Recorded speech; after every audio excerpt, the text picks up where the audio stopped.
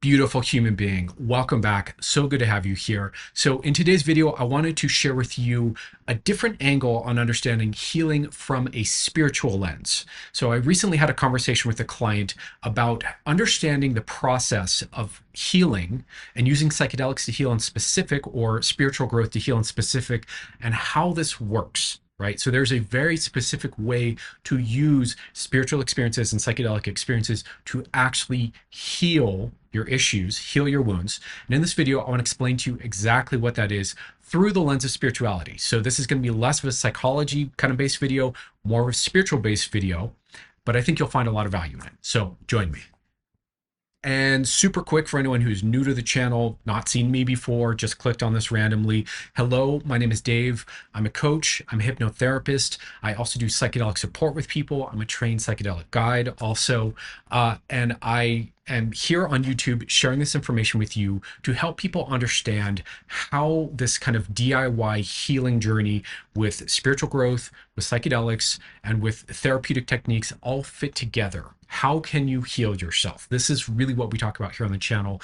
And more broadly, looking at the intersection of personal growth and personal development work and psychedelic work and how all of this fits together. A lot of this channel is around psychedelics and spirituality, but not all of it, right? So generally speaking, if that's kind of your bag, if you're fascinated with this stuff, you're in the right place. About me really quick. So I've been coaching for about 10 years now. I've been studying personal development for about 20 years now, and I have a personal history of psychedelics that is over 30 years in the making at this point. I've used psychedelics in every context you can imagine, from ceremonial work to therapeutic work to full-on recreational, festival play, etc. Right? I've covered the gamut there. I'm very familiar with these substances. I've also studied the mind a lot. Again, I'm a hypnotherapist and a life coach in conjunction with my kind of pedigree as a psychedelic explorer. So that's kind of what you're getting here on the channel, just so you know, in case you are curious about whether or not you should listen to me, for whatever that's worth. That being said, let's go ahead and get into this key point, this key thing I want to share about understanding healing through the lens of a spiritual lens. So let's talk about it. Okay, let's go ahead and get into it here. So as I said in the intro, I recently had a conversation with a client of mine that got into trying to unpack how to understand healing and the experience of healing and integrating our spiritual experiences or our kind of mystical experiences from psychedelics into the process of healing ourselves kind of emotionally or psychologically, and how this all fits together. This is a client I absolutely adore and respect, and they asked a really good question. It was a really sincere question of how does this work exactly? But I hear all this stuff about spiritual healing to heal your trauma. How does this work, right? For context, for anyone who's new to the channel or hasn't heard me say this before, in my own experience, the conclusion I've come to, having run the experiment for decades now, a lot, is that you can have profound peak spiritual experiences, you can have ego deaths, you can have profound moments of purification spiritually, of awakening spiritually, mystical experiences, oneness, being having your cup overflow with love from the universe or from God, however you want to think of that. You can touch these places in yourself and you can know it to your bones, right? And still, in my experience, when you come down off the medicine or when you come away from the meditation retreat or whatever it is, in my experience, the trauma patterns will return. And I've seen this over and over and over, not only in my own life, which is frustrating and painful and all the things. I've seen this around me in all my friends' lives and all my acquaintances' lives, all the people I know who have gone seriously down the rabbit hole of ayahuasca or seriously down the rabbit hole of vipassana, et cetera, et cetera. I've lived around and lived and breathed this life of being with spiritual seekers, using these approaches and these techniques, fundamentally trying to resolve their trauma, whether they were conscious of that or not, as what was driving them, and still have the same behavior patterns, the same triggers, the same issues, the same kind of things after these peak experiences. So the point I want to leave you with here off the bat here is that there's a real problem here. There's a real disconnect between the strategy of using spiritual experiences to heal yourself and the output, the outcome, the effect of, does that actually resolve trauma? My answer And you may disagree, that's cool. My answer to that is unfortunately no, it doesn't. But there is a way. So, okay, so let's talk about that. So, the way I described it to my client yesterday is imagine that as a human being, and that the ratio may be off, but let's imagine as human beings, roughly speaking, we are 50% animal and 50% divine being, whatever that might mean to you, spiritual being, sacred being, et cetera, et cetera. There are different metaphors we could use, but they're half of what it means to be a human being is this kind of transcendent, transpersonal consciousness. Half of what it means to be a human being is this embodied, primal, programmed animal, right? And it's the intersection of these two that really defines what it means to be a human being in a lot of different ways, right? Now, the giant mistake I see most, kind of spiritual healers and spiritual lens kind of practitioners, and meditators, and including the whole Eastern spirituality world. The giant mistake that I think is here is this assumption that if we just go into the spiritual self and just transcend the animal self, then the problems and the wounds and the imprints and the conditioning and the unresolved questions and the tension and the blah, blah, blah, that it all just goes away. And I don't think that's accurate. I don't think that's really true at all. So here's how I think of this. The purpose, the way we connect the two for the healing. So the wounds are in the animal. The wounds are not in the spiritual so much, right? Debatable. There are definitely people out there who would say, there are spiritual wounds and that's at the core. And if you heal those, then fair. I would say from the lens that I'm taking on and from my experiments and the different angles I've tried to look at this, I would say the wounds are in the animal. They're in the personal. They're in the narrative. They're in the identity. They're in the lived experience. They are in the sensory inputs we've been through. They're in memory, right? That's where the wounds live. These corners of our being that need resourcing, that need healing, that need to be touched, right? Now, if you think about it, this approach of just going into the spiritual to transcend or release or get away from these wounds in the animal part of ourselves, the more we do that, there are a couple things that happen. First of all, how is that really different than, say, the 9-to-5 worker who stress works their way through the week, just barely getting through, and then the way they blow off steam is to binge drink on the weekend and party, right? And then they go back to work on Monday and do the same. In other words, if you're using psychedelics or meditation or whatever to have a peak experience come up, right, and then come back down, and then come up, and come down, and you're not connecting that to the wounds, then you're not necessarily healing.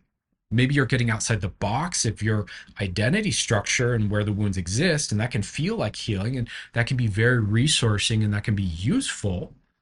But if you're just getting outside the box, then you're not fixing the wounds in the box, if that makes sense, right? So I don't think that that's the way. I also think when we're doing that, and if that's really our mindset, we're actually being highly invalidating to the animal, to the wounded human in you that has pain and fears and sorrows and questions and needs that are unattended to, that's still struggling with. And I think from a higher perspective, from a spiritual perspective, from a compassion-based perspective, if you're really integrating the compassion mindset from your higher spiritual experiences, it's really wrong and weird and strange to totally ignore the suffering of the human being right in front of you yourself. That's bizarre. That's super weird, right? The more spiritually connected you get, the more driven you probably are going to be to help resolve the suffering of the world around you and relieve suffering and help others feel connection and feel ease and well-being and alignment with the spiritual, right? This is the work of the bodhisattva. This is the work of the saints. This is the work of the spiritual teachers. And this is, to a lesser degree, anyone who has a really good psychedelic experience and then wants to share it with everyone. It's that same impulse, right?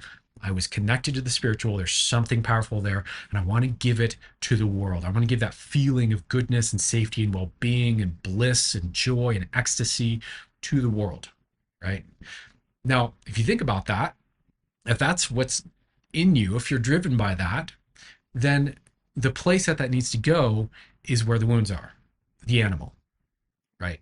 And so the way I think of this is we want to be taking these resources from these higher experiences. We want to be receiving, drinking deeply from these experiences, receiving clarity, receiving a know-how of how to love, of how to have compassion, how to hold space, how to see, how to be with, how to, explore, right? All the things we start to learn from these higher experiences, we want to then take those and apply that to these wounds in the animal self.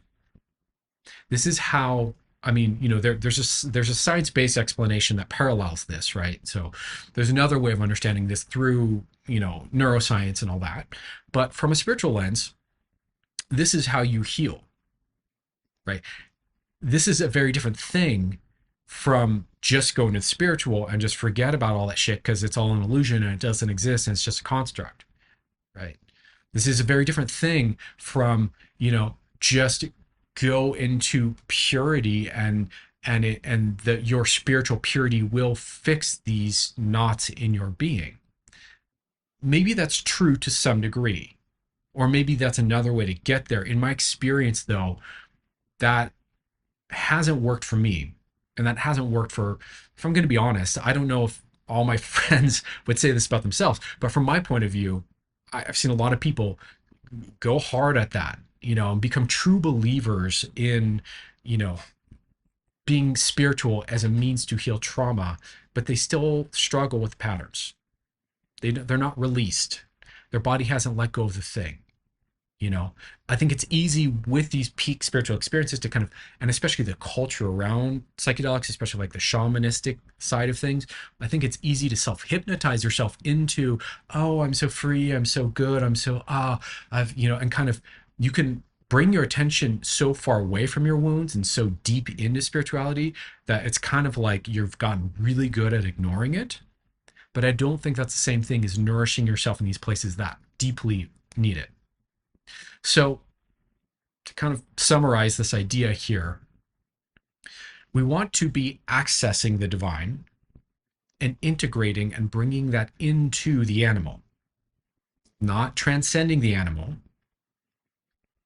and not ignoring the divine, because we are divine. There is this layer to being a human being that is transpersonal, that is beautiful, that is deeply resourced, that is wise, that is beyond the stories of our life, right? There's a deeper you there. There's a deeper us there, right?